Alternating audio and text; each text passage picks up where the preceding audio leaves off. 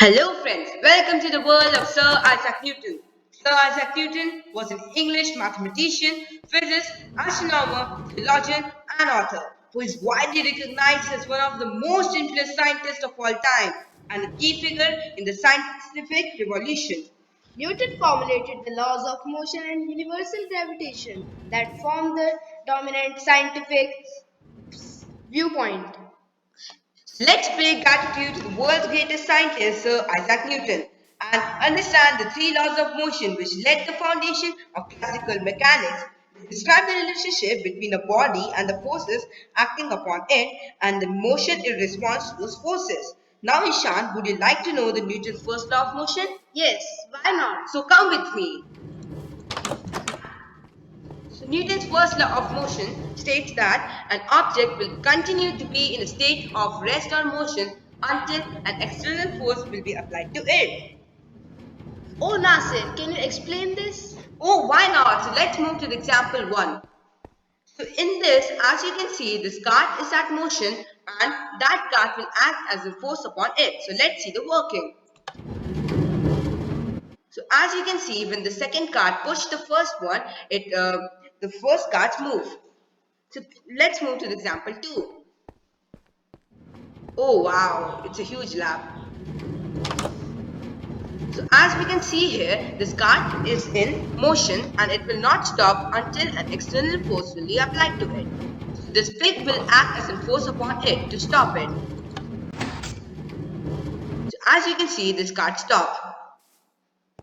So let's move to the example 2. So here's a sign. It's written go down. Okay. Move right. And now we have to pull the lever. So let's pull the lever.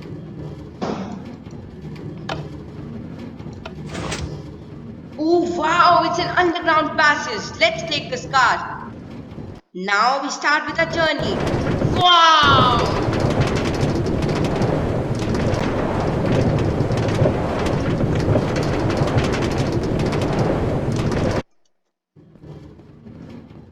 Now finally, we are here in the second law of motion.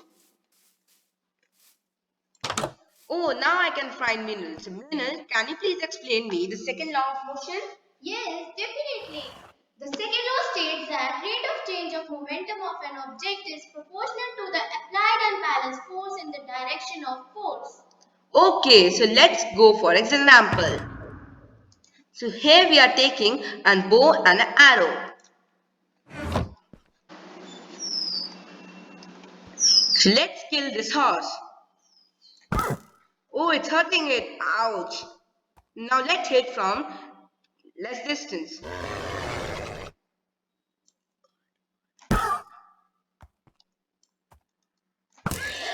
Oh, the horse is killed. Why this happened, Meena?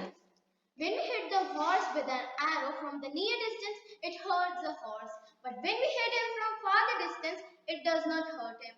This is because of increase in time by which arrow reaches the villager and therefore acceleration of arrow is decreased and thus impact of hitting also decreases. Okay, so here is a sum that we know that force is equal to the product of mass into acceleration. So what will happen, Renal, if we will increase the mass by 2 kg? If mass is increased by 2 kg, then force is also increased by 2 Newton as force is directly proportional to mass. Okay, now I can understand. So let's move to the example 2. Now I'll climb this big ladder. Oh, it's really enjoyable.